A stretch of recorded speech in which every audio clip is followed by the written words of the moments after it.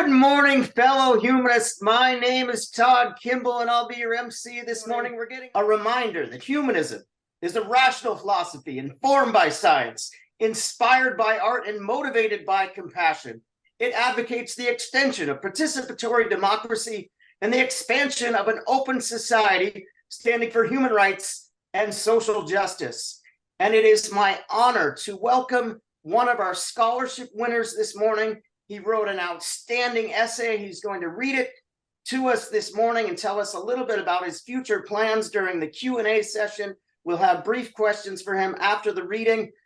His name is Derek Aslan. Welcome, Derek. So I'm here to give a presentation on my ideas of the effect of religion on society. So people often compare religion to science, claiming that they're both ways of understanding the world around us. Many of these people seek to exploit religion and use it to gain control over the masses for their own power. As such, the existence of a religion has generally been detrimental for any modern society. Today, I'll talk about three key manners through which this is exploited. Number one, the conflict with science. Number two, the resultant fanaticism. And number three, the dangerous degradation of religious morals. First up, religion and science. Religion has, throughout its history, clashed with science numerous times. Science looks for concrete evidence, yet religion is founded on belief without proof. The earliest pagan religions were used to explain things that science couldn't yet reach. So for instance, the sun, the moon, stars, similar phenomena. At the time, science was not yet developed and thus didn't conflict with this. However, modern science can now explain these things, and thus it finds itself in conflict with religions that refuse to yield incorrect beliefs. In the past, we have seen church officials even declaring scientists heretics for their research. Galileo comes to mind. He was declared a heretic for daring to propose a heliocentric idea, which went against common knowledge. Even in our secular societies, where religious control is fading, we still see fringe groups that ignore scientific knowledge. For instance, creationists believing that the Earth is only a few thousand years old rather than 4.5 billion. On their own, most of these conflicts aren't really in something that affects us on a daily basis. Most flat earthers aren't NASA engineers or airline pilots, and you really don't use the age of the planet every day. What's really dangerous, though, is that they breed a lack of faith in science. So, for instance, we have climate deniers. They're not strictly religious, but they take advantage of these conflicts to slip in their own anti-science rhetoric, usually for personal, probably monetary gain. This brings me to my second point, how placing belief above all else in this way is a slippery slope towards fanaticism. Obviously, this can be encouraged by church evangelicals or other such people who can use this to gain power. Like a mistrust in science, fanatics can also be exploited by other people. For instance, we have politicians who gain control of a bunch of followers by getting support from church officials, even if the politician is not necessarily good for society. To be fair, we can have fanatics from other fields. Anything opinionated like politics or cult followings or something like that can have fanatics. For instance, a non-religious example would be January 6th, where the insurrectionists stormed the Capitol because they refused to believe the results of the 2020 election and denied all the facts that were presented. Most of the more religious fanaticism events actually are more well found in the past, the purely religious ones, that is. So for instance, we have witch trials happening from the 15th to late 18th century, or other similar events, which relied on willful ignorance to prosecute innocents. Fanatics have also been pushed into denying stuff like modern medicine or the aforementioned climate that I brought up earlier. Fanatics are especially dangerous in any democratic society because democracy relies on two things. Number one, the access to information, and number two, the ability and willingness to use this information to vote appropriately. In this case, number two is the one at threat. While not the root cause of a lot of the fanaticism events, religions have contributed by showing that it's okay to choose beliefs over facts, which then extends into other fields like politics. In similar ways, fanatics can also be pushed into a mistrust in government which is extremely dangerous. Think about anti-maskers during the COVID pandemic, who, despite all of the CDC's guidelines, decided not to wear masks. So overall, the damage enabling that religion can do is probably one of the worst things that has come out of it and has been harmful to society. This fanaticism leads to my third point, which is how it degrades religious morals. In the past, the promise of an afterlife and threat of eternal suffering was used to keep religious people essentially in line and to force them to have good morals. However, through fanaticism and manipulation, a lot of these morals have been lost. Some of the more extreme religious people are vulnerable to this manipulation, whereas non-religious and some of the less religious people aren't. I'm not saying that all religious people are bad, but it makes them vulnerable.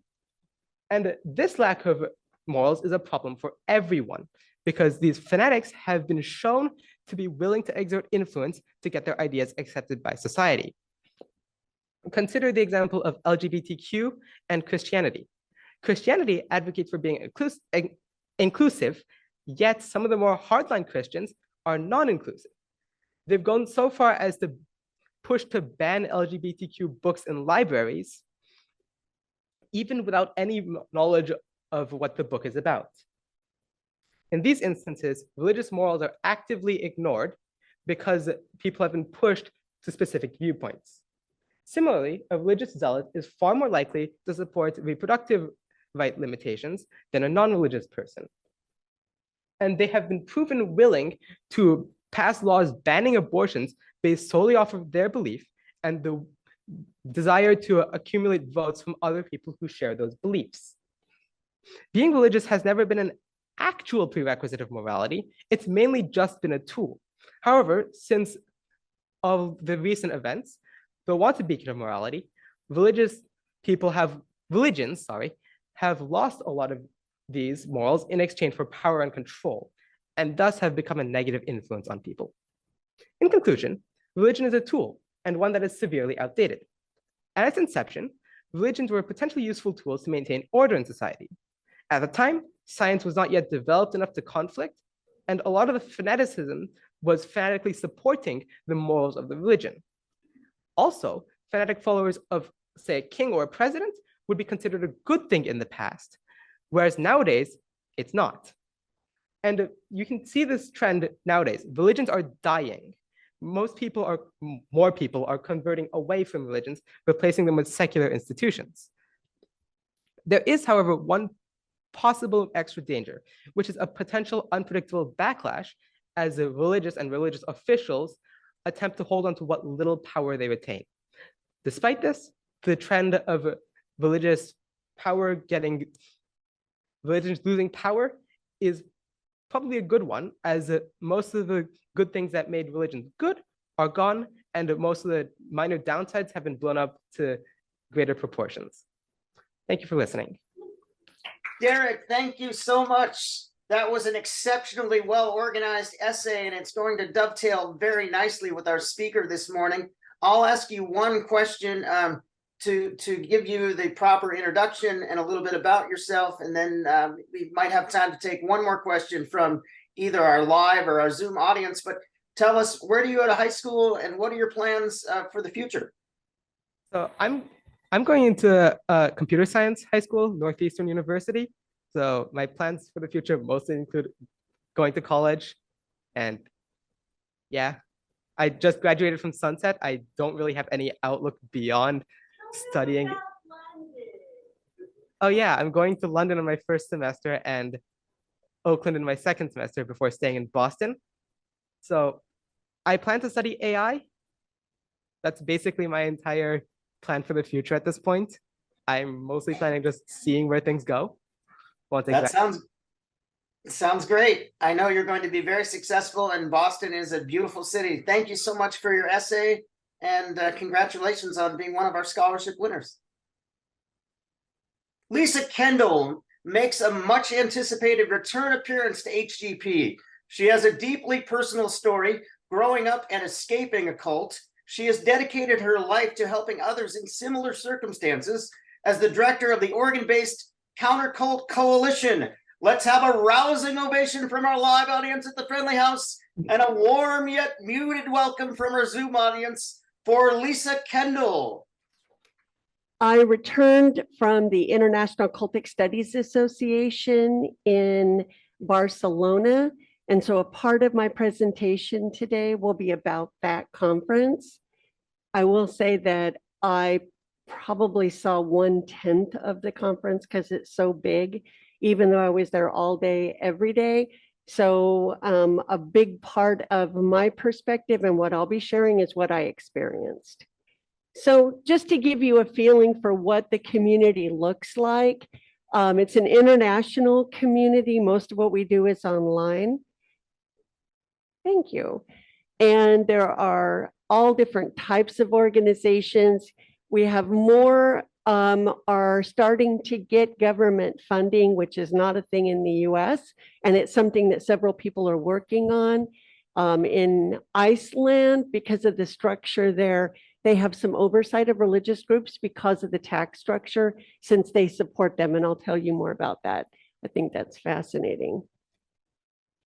So some of the organizations in our arena, there are hundreds, but so these are some of the ones that are either larger, have more scope, also more professional. ICSA, the International Cultic Studies Association. InfoSect in Canada is a sister organization to ICSA. So they often will partner on conferences, and InfoSect also always presents at all of the conferences. The Freedom Train Project was founded by Tabitha Chapman. It's in California. And I'll be talking about these later, so I'll just go through them quickly. Decult in New Zealand, the Lawlich Center in California, just to give you an idea. And the reason I have this screen up is that the next conference is in New Zealand, the first ever, so which is very exciting. The Freedom Train Project in California, founded by Tabitha Chapman. She's the one who created International Cult Awareness Month. August, this month, is International Cult Awareness Month. And one of the reasons I'm here. She's a marriage and family counselor, therapist, and she provides a variety of different types of support for different types of victims, including people from domestic violence, people who have experienced domestic violence, people from cults. And the Media Centered Media Alliance is one of the things I have supported her on. It's partly about creating ethical standards for how people interact with former members in our community. And one of the things before we go to the conference I wanted to talk about is what coercion is. People always say, what is a cult? A cult is about coercion, exploitation. If you are exploiting someone for the benefit of the leader or the organization, then that is a cult. And in many places that has become illegal. So just some examples of coercion: Munchausen by proxy. I was so surprised to hear a podcast. I think it was Dax Shepard's Armchair Expert. I highly recommend, with a Munchausen expert who grew up with a sister who severely abused her children. I'll leave it at that. So I was surprised to hear her talk about that as the parents as cult leader, because we do in our arena talk about family cults. And for her to have such in-depth knowledge, not just of Munchausen, but of coercion, one of the things she said is if you use the BITE model, which is the model we typically use to decide if we want to call something a cult or not, or a culty: behavior, information, thought, and emotion. I presented that here before. She actually brought up the BITE model and said this all applies to parents in Munchausen by proxy, which it does because they tell the children, you know, tell your doctor this, that kind of thing. So you're controlling someone's behavior, and obviously the information, thoughts, emotions about it. Oh, Andrea Dunlop is the podcaster, and she wrote a book called Do Not Believe Me, not You Not Believe Me. I'm sorry about that. Other areas in that you would see coercion in the broader society are employment, such as handling of HR complaints and greenwashing, the military, cover-ups, arbitrary enforced rules. There's a woman, Daniela Mestinique Young, who wrote the book uncultured. She left the Children of God, widely seen to be the worst, most abusive cult on the planet for children. She grew up there, became a information specialist in the military, one of the first ever women to do that in Iraq. And she then wrote a book about the comparisons and showing how the military is culty. And it's a very, very successful book. And more coercion, MLMs, troubled teen industry. Every conference now has a presentation or a session of some sort on the troubled teen industry. There, I just listed a book. Toxic relationship, frauds, and scams are also examples of coercion. So this is the conference I went to in Barcelona. And there is conference software, if you're familiar with it. The organization uses Huva, so you can contact people before, during, and after the conference, which has been fabulous. There were 280 attendees. There were more attendees online, 135 speakers, 105 sessions. And just some of the categories, and again, I saw so little of this conference, but the presentations being about personal experience. Every conference has a couple about a specific cult, like what's going on with Scientology or the Hare Krishna. Right now, people are talking about Gloriavale, which I believe is in New Zealand, either that or Australia. There's so many hundreds of cults that I am barely familiar with. So one of the ones from this conference I loved so much was research fraud in France. The need for research participants, if anybody has left an extreme religion or a cult, they're looking for people. We've got a lot of white people, so they especially are looking for people of color.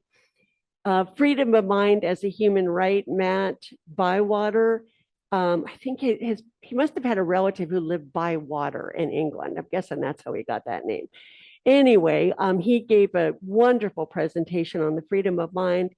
Parenting as an SGA, if you grew up in a cult, you're called an SGA, and then raising your own children in a cult. So there are sessions that are only for specific people. Not everybody can just go to any session they want.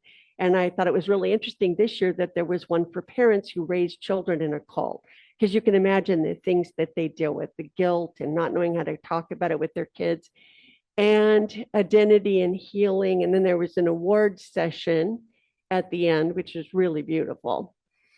And so to delve into the therapy, for instance, there were many sessions on therapy, training for counselors, how to know if you have effective care. There's always one like that to help people understand what to expect from a therapist, how to choose good mental health care. Always separate workshops for SGAs, second generation adults, again, children who've grown up in a cult. I'm an SGA. I'm going through some of this really fast because I presented on some of this in the past and explained all the terms to you guys.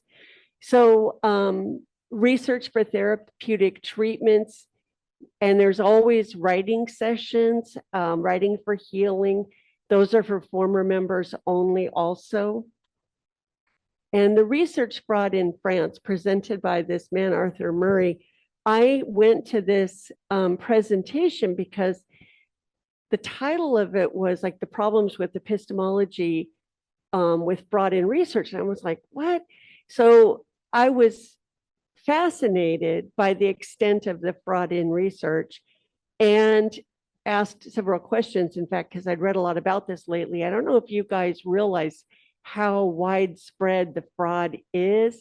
There was an article I read in the New York Times several weeks ago about a woman being forced to use fraudulent data when she was getting her PhD in her dissertation. And she refused. She finally had to give in. She decided afterwards she would republish it without the fraudulent data. She ended up instead blowing it all up by going to whatever media outlet she went to that it was exposed. So now one of the ways that the woman got away with it, whose data she was required to use at her university, was not providing the raw data.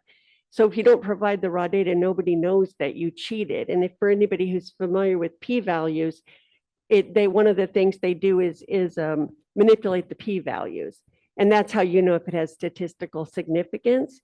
So it was really sad, and I was a bit of a counter to him. I was like, "Don't you have faith in the measures that people are taking, internationally?" And he said, "Well, we're not in France." So one of the in fact, just read in the newspaper a couple of weeks ago, there was a man who was sued for millions for making up cancer research, and then the Alzheimer's research is thank you. The Alzheimer's research is another one that is really problematic right now. And the MRIs that you're seeing with people are using that as evidence, apparently that's not good either. And again, we kind of grilled him because it was so shocking. And what is fraud? Making up data, falsification, which is partly the p-value manipulation, and obviously plagiarism. Why people cheat. So an interesting thing to know is that if you are somebody who's not cheating, then you're having to compete with someone else who is to get a great placement in a university or to get a good job. So there's a lot of incentive, plus getting grant work to keep working on your project. Sadly enough, so one of the presentations I enjoyed the most was from a group they have intervention services and extraction services, which is very unusual. I've never heard of this before. So they have a lawyer, they have a counselor who specializes in exit counseling, and then they have a private detective, and they've got this team that I swear, whenever I think of them, I hear the music from Mission Impossible. And so in this case, the man came and gave his, I don't know what you call it, testimony. He shared with us his experience and the team was there also explaining what they do. So this man had been all but kidnapped by this woman who had convinced him to sign over all of his bank account, sell his condo in Paris, sell his boat. And he had a great relationship with his kids prior to this. She convinced him not to see his kids. And the children were worried, so they hired this team.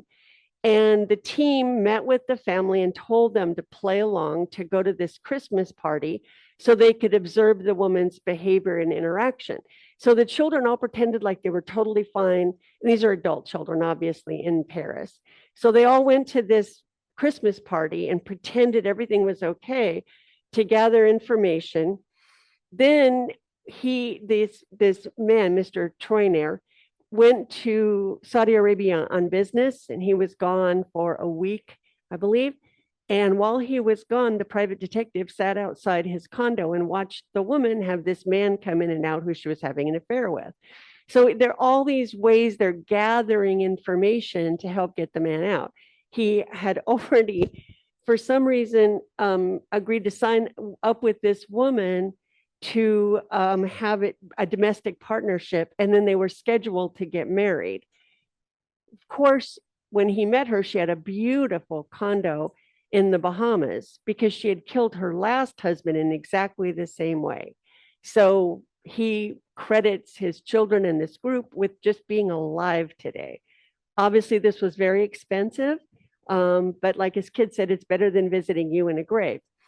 So the interesting thing about this is how the woman went about getting this man. This man was a very successful businessman, CEO of a corporation, and he was tricked by this woman when he was vulnerable, had just gone through a divorce, and then while he was interacting with her, his best friend who he owned the boat with died.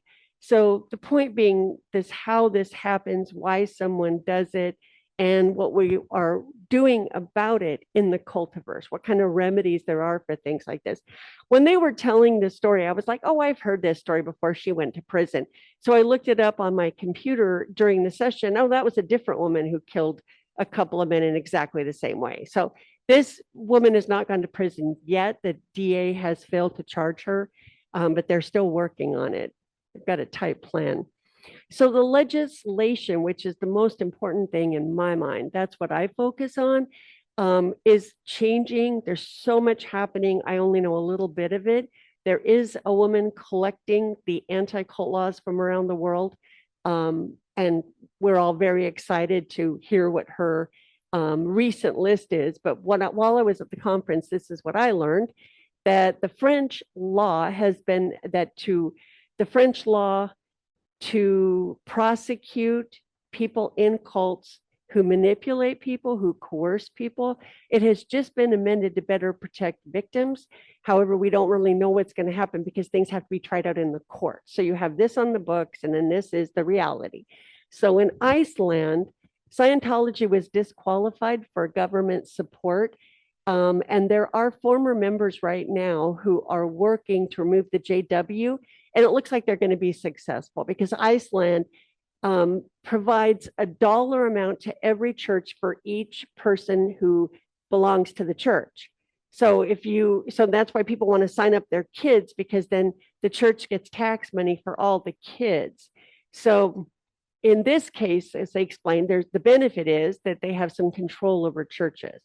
So with Scientology was disqualified, and these two women I met from Iceland who were just lovely and very funny, are working, as I said, to disqualify the JW, the Jehovah's Witness, the ones you see with all those little carts around town, which I was happy to see. There was a gripe issue in the Willamette Week. I don't know if you guys saw that. And so somebody complained about the carts. And then I recently heard another complaint in the newspaper, like people complaining that those carts with all their propaganda is around town. So New Jersey has an anti-cult law.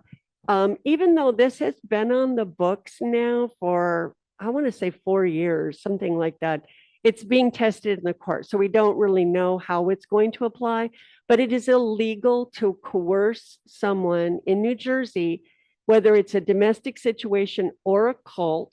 In New York, it's only for, I'm getting to that right now. In New York, they have an anti-coercion law, but it only applies in the family situation and domestic situation. But there are people working to expand that, which is one of the things I was going to work on. So I was like, yay, I can spend more time reading. Okay, and then a closer look at Scientology because it's so big and wealthy. So I don't know how much people are familiar with. So the interesting thing is that in Connecticut, Scientologists now have to pay taxes on this building that they've been using as a tax shelter, and it's been dilapidated forever. And they always say, "Oh, we're gonna renovate it. We're gonna renovate it. We're gonna renovate it." So different jurisdictions around the world have been cracking down on Scientology. So this is just another example of that. What can I do? Buy cult memoir. Check cult memoir out from the library. You don't even have to read it. Just check it out. It really is helpful. We want libraries to continue to maintain a good library of counter cult material. And posting on social media is so much more helpful than people can think. Reposting something, even liking something, commenting on anything.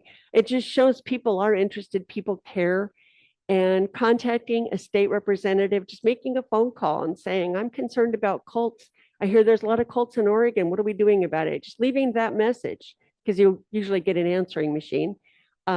It's so important to do that. Sending an email, sending a letter.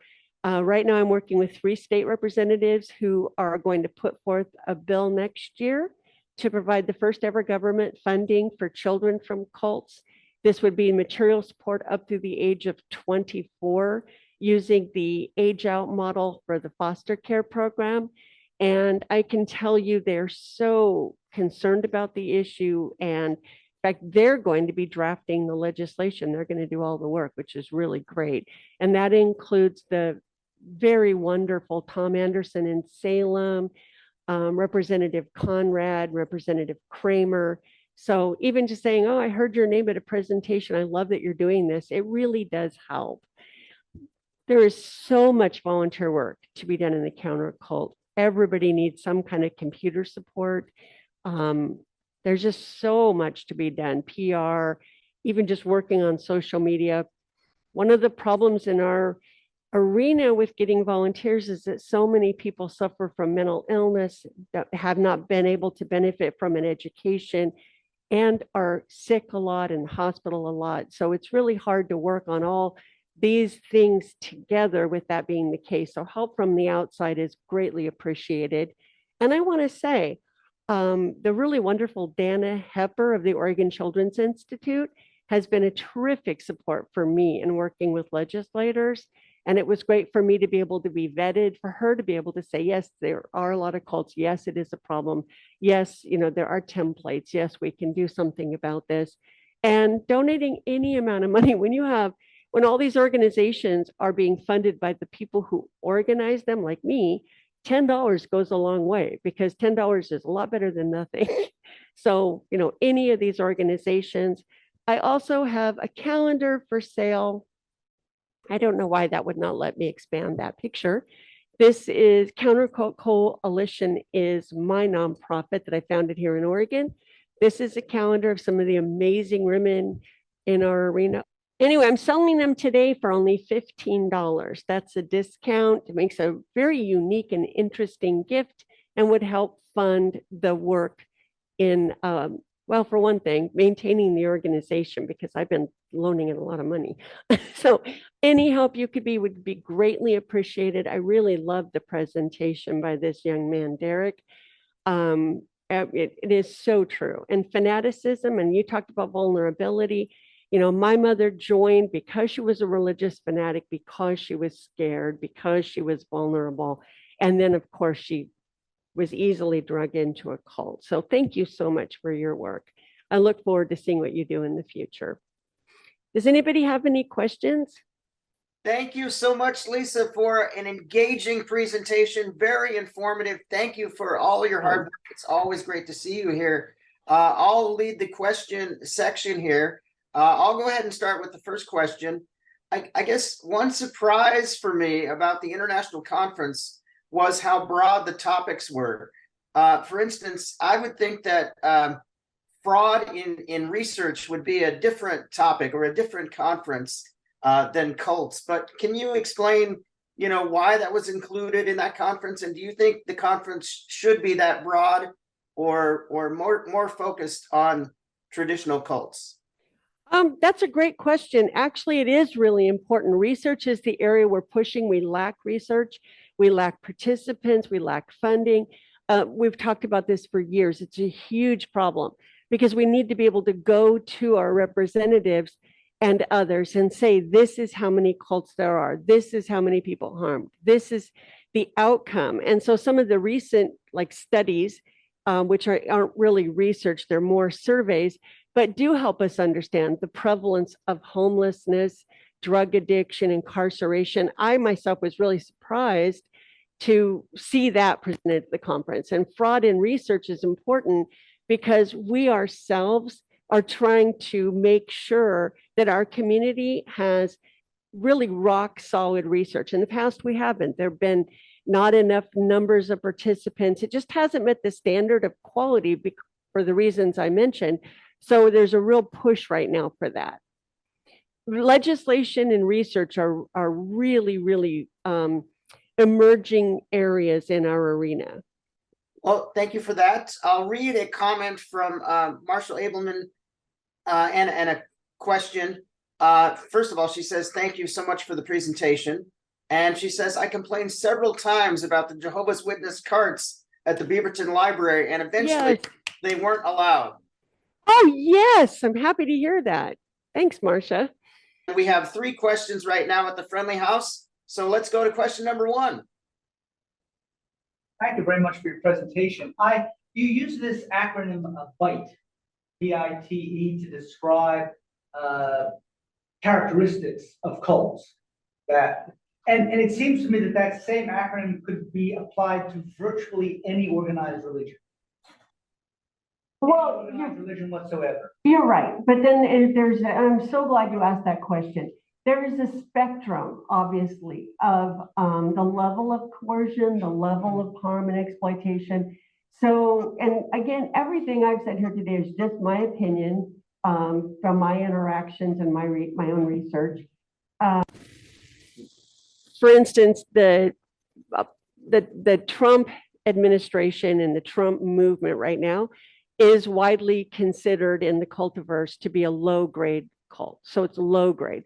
There are lots of organization, religious and non, who do practice low-grade coercion, but given the extreme harm of it, it's kind of like the difference between needing to go to the doctor because you're sick or needing to go to the emergency room. So the emergency room isn't going to deal with the sniffles. So while on that subject, there are so many different kinds of cults. There are yoga cults. There are yoga cults right here in Portland. And I don't mean on the low end. I mean yoga cults where they'll take your house away. There's political cults. There's every kind of cult. I mean, outside of the Trump phenomenon, there are political cults. I believe, I've never talked to anybody about this, but the Patty Hearst thing with the SLA, that was a cult. You're kidnapping someone. You're telling them what to think. That's very culty behavior. So there's just so many different kinds of cults. North Korea is a cult.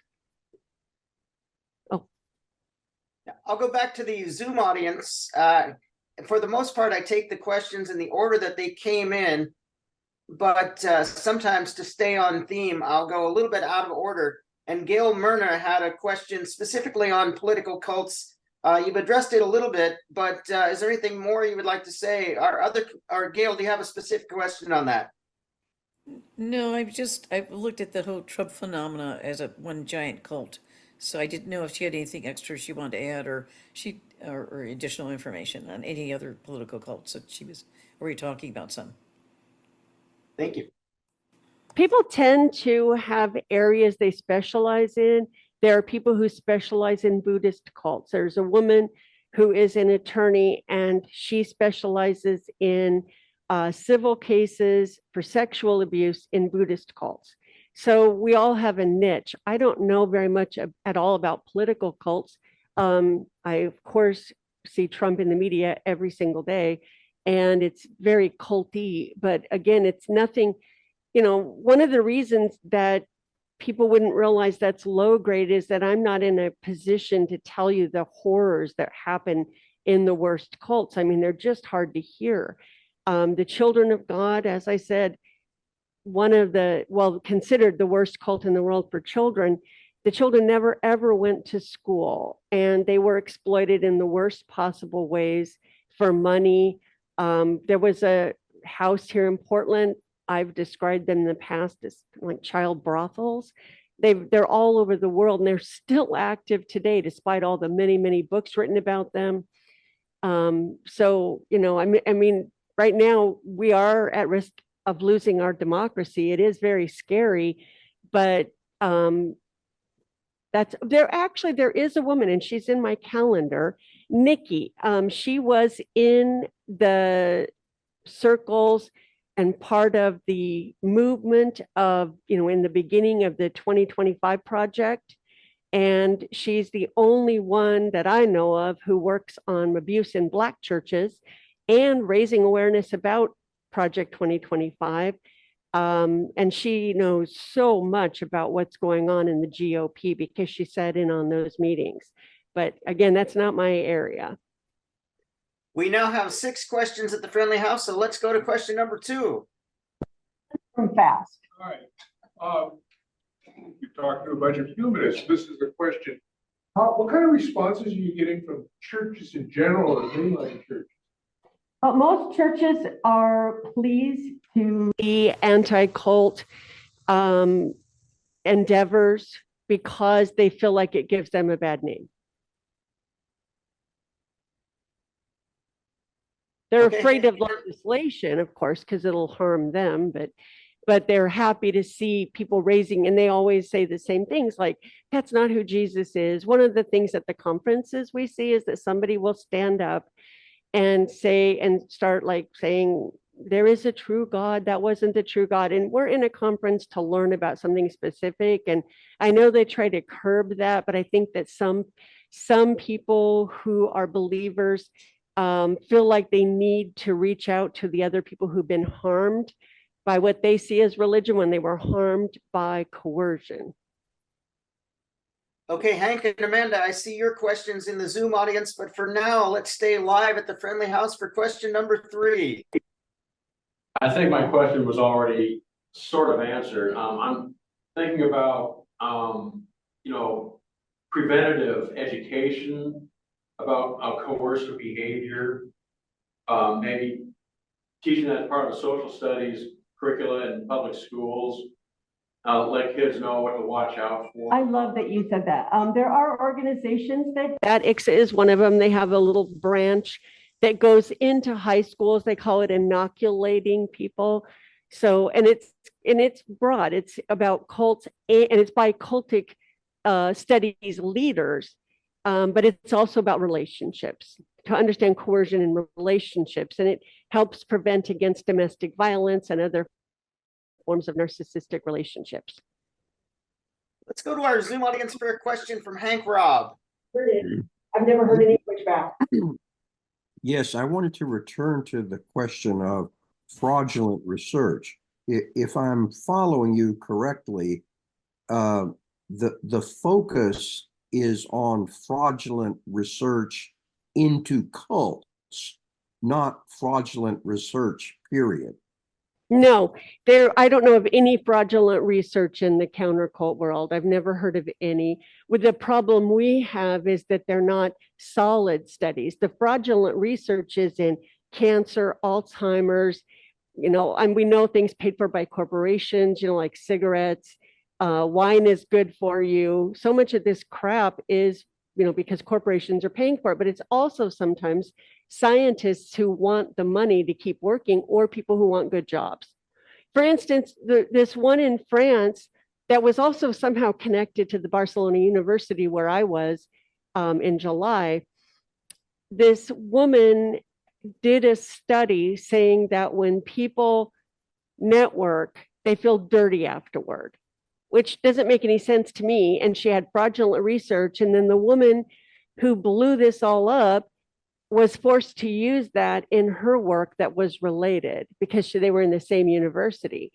And I mentioned this to 2 different people, and off the top of their heads, they knew the name of the PhD candidate who had been forced to use the fraudulent data. So a lot of people know about it. And so it's, again, let me further understand. So it's not simply fraudulent data, it's where people are coerced into being involved in fraudulent collection or fraudulent, there's the thing that's focused on in this group is the coercive aspect. Right, but nobody is coerced into that. One woman she didn't participate. She had to use the data, and she always planned after she graduated to do something about that, and she did. The woman who, in that case, the woman who did the fraudulent data did it just so that she could have a success. The Asian man who did the cancer study, he wanted I think it was $16 million for his studies, the grant. In the case of Alzheimer's, I don't know why they're doing it, but I would say probably the same thing.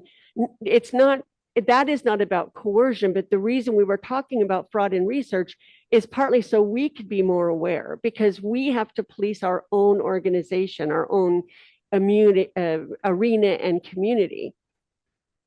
So we have to be knowledgeable about a lot of things. We need to know what the laws are. We need to know what different cults are like, and we need to know about things like that. So I was thrilled they presented it, but I can see why it looks like it's far afield. Okay, thank you so much. Well, as usual, you have sparked a lot of questions both in our live and our Zoom audience today, Lisa. We have 8 total questions at the Friendly House. Let's go to question number 4. I kept wondering during your talk, what's your definition of the word cult? Now, maybe I could have derived it from everything you said or from your answer to a couple other questions, but I'm wondering, for example, is every religious group that doesn't accept the correct teachings science like Eric talked about, is every, Can I interrupt you to make sure we get to all the questions? The VIPE model that I've presented on before is one of the things we look at. We've got a few of them. That's behavior, information, thought, and emotion. And I can be happy to send you more information, but that's what people use around the world. That's the main model, but there are others. So information, you're not allowed to watch television, have a newspaper, or go to the movies. Then they're controlling your information. So it's the extent of that. Let's go to question number 5 at the friendly house.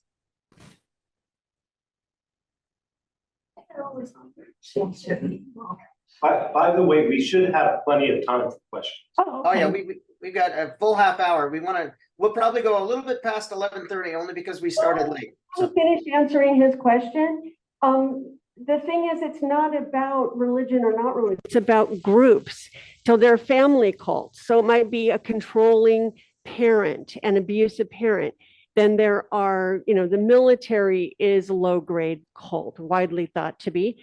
There are corporations that are very culty. If they're manipulating you to get you to work harder, if they're lying to you, if they're withholding information, so they're on the spectrum. So it's not about religion. It's about the interaction, the pressure.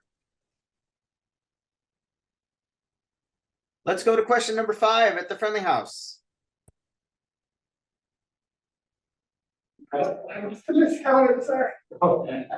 Maybe there is no 5.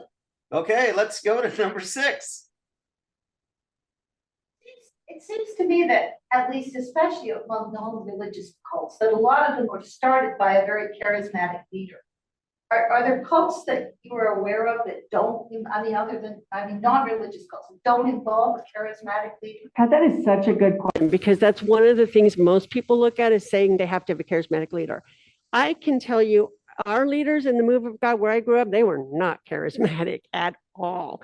And there is a cult, can't remember the name of it. It's called Christian something. It's mostly, I think, in the South, around Florida area.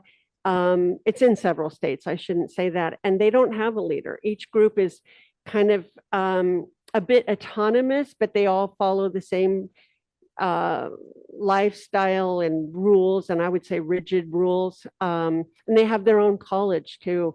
A lot of cults have their own college. They have their own coffee shop, hotel, restaurant, and then they get people to work in them for free. Let's go back to our Zoom audience for a question from Amanda. Hi, thank you so much for your talk, and especially filling us in on the nature of the conferences and organizations. As an academic, I always find that very interesting. I am curious what advice or comment you would have for our young scholarship winner, Derek, since he's going into the field of AI. That's a very dangerous territory for cult activity. And so what would you say to him about that field? I wouldn't presume to tell him how to address this, but I'm hoping that he is aware of the pitfalls and the challenges and the risks. And it's important to have people who are aware of that and ethical going into the field. Do you have anything to say about that, Derek?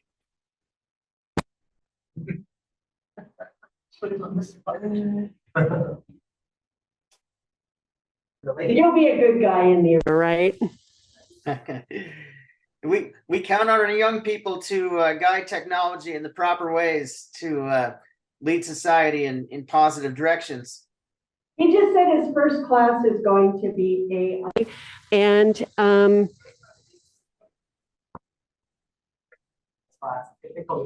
was taking an ethics class. One thing I learned in ethics in grad school is about bad barrel syndrome.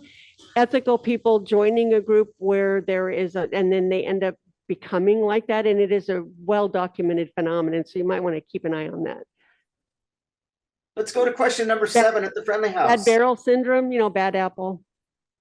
Okay. Question number 7 at the friendly house. In the past, you talked about the history around Oregon, and I want to ask you, is Oregon City, could you just give us a little, what's the status of Oregon City's activity? Oh, it's horrible, absolutely horrible. It just hasn't gotten much better. There has been improvement because of Oregon putting pressure on the followers of Christ. They are in a number of different cities. I don't know of them outside of Oregon. But you know, they, as we've said, talked about before, they'll withhold medical care. Baby dies, they go to prison, they get out, they have another baby, they go back to prison. And the ones who don't die have written these heart-wrenching letters to the authorities about what it's like to watch your sibling die a slow, painful death, of what it's like to not get medical care, to not get pain meds. I mean, imagine some of these children, I know personally children who I've talked to on the phone, well, they're adults now, who had surgery without pain meds. I mean, it's just crazy the things that go on. And I mean, at least Oregon has taken some solid steps, largely thanks to Rita Swan and our Attorney General, but it's a huge problem. And it's, you know, you only look at the numbers of all the children who've died. I don't even know how many babies have died now. It's over 100. And, but we don't talk about the ones who didn't die, the ones who are permanently maimed and have, you know. That's awful. That's not even a bad story. I'm going to tell you that. That's a mild one. So that's why I don't worry about the low grade, you know, when we've got children dying and suffering and experiencing every kind of abuse there is, to the most extreme in cults. Because people in life, some people are abusive. You join a cult, you just can do whatever you want, and it just escalates and escalates year after year. Let's go back to our Zoom audience and a question from Al. Yes. Have you run into any Russian intelligence participating in the cults? Cults that I know they've been very interested in would be QAnon, the National Rifle Association, and they did target the religious right, and they brought them over to be somewhat chaotic force in the United States back about 10 years ago. So those are the only ones I know about, that and North Korea, and, you know, the support of dictators, you know, and as I said, North Korea is a cult. But no, I don't know about them participating in cults because there isn't any benefit for them. Cults aren't going to give them any money. They're not going to, you know, other than like QAnon and the whole Trump train. The target of Putin is just to cause division in the United States. So he's behind, you know, he's got 1,000 people typing things on the internet over in Russia. That's true. So he's not only feeding them information and influencing their positions, but he's also in some cases putting money into the places where he thinks it'll pay off. I don't see how there would be much benefit really, because most cults are smaller and most cults are more isolated. And they tend to have their own agendas, and a lot of them are already conservative. So they're already Trump supporters. I mean, I got down on my knees when I was 14 and prayed that Ronald Reagan would be president because we were all told to. I did not do that at home. I did that when I had to. Thank you. Let's go to question number 8 at the Friendly House. It's me. When I was in Reading, Pennsylvania, I was a member of the Universalist Unitarian Church community. And I was trying to get a 40-foot cross taken down off a public, very prominent tower, forestry tower in Reading. And I was writing editorials, and I was getting some backing from one of the legal outfits with the AHA. And I went to the minister at the time, the leader of the UU Church, and I asked her if she would back me up and do an editorial or whatever. And the first time I was become aware, she said, we're considered a cult here. I'm not going to get involved. And I'm wondering what you think about that. Which organization was considered a cult? She could, at the time in Reading, Pennsylvania, a birthplace of Daniel Boone, by the way, she felt that we're considered here as a cult. We, as in Universalist Unitarian. Yeah, well, pretty much opposite of a cult in most people's opinions. And I mean, I don't know how, I'm assumed you guys all know, I'm a humanist. I was once on the board of the Center for Inquiry.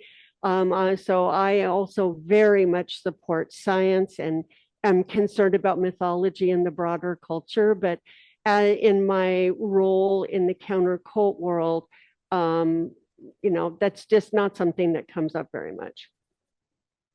Lisa, I'll ask a question as we wait for final questions, either from our Zoom or our Friendly House audience. We've talked a little bit about Trump and the Trump phenomenon as a cult, and I want to broaden that a little bit. I mean, during the election season, most of us probably have a chance to talk to at least a few Trump supporters, but in general, what is the most effective way to talk to someone that is in any form of a cult? That is a great question because it's so important. What we do know from research, from experience, this is well documented. The last thing you want to do is criticize the organization. So if you know someone in a cult or an abusive situation, if you criticize them, they pull back away from you, especially if they're more isolated. The more isolated they are, the more careful you have to be. So what you're supposed to do, or best practices, is to keep in touch, send a card, occasional phone call, be cheerful, friendly. And if you interact with them and you don't tell them what to think, if you just ask an occasional question, then you will be behaving differently than the cult. And since so many groups say, oh, it's so evil out there in the world, everyone's bad. Some children from the Children of God were told if they went into a public bathroom, they'd be raped, and they believed it. They were terrified of public bathrooms. So if you're not able to interact with people outside of the cult, you have more fear and apprehension. So every little interaction is helpful. And then the occasional question. One thing I learned at the conference from the children taken from the Tony Alamo cult, which originated in Hollywood, California, and then had, I guess, some kind of a building compound in Texas. The children were taken out by the FBI. And there's so many, I'm always amazed how many children are rescued by the FBI. And the truth is they don't do a very good job. And they are concerned about, weapons and being harmed. But the children who are now adults have said, going in with all of that, basically armor, those black uniforms, and with holding a gun in your hand, or not just on your back or something, that it terrified the children. And then it was traumatizing. And then it made them want to be in the group. And then when they went to the doctor, nurses would say, oh, those are terrible people. They're rapists, they're pedophiles. And the children didn't know anything but the group. So when they hear people on the outside are hateful, and then you're speaking hatefully of someone's parents, it ends up making it that much harder for them to assimilate, to disengage from the group. I didn't realize I was disengaging over the years because I interacted with the public so much. But for people who haven't done that, all you're doing is pushing them back in. Willie has a short question on Zoom, which I'll read. Do you consider Christian Science a cult?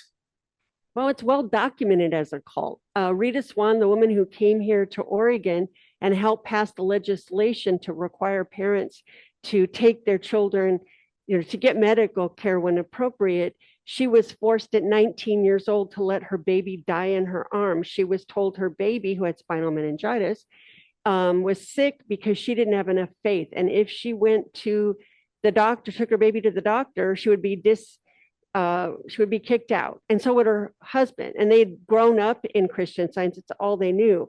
And they treated her so terribly when her baby was sick, and then blamed her when her baby died.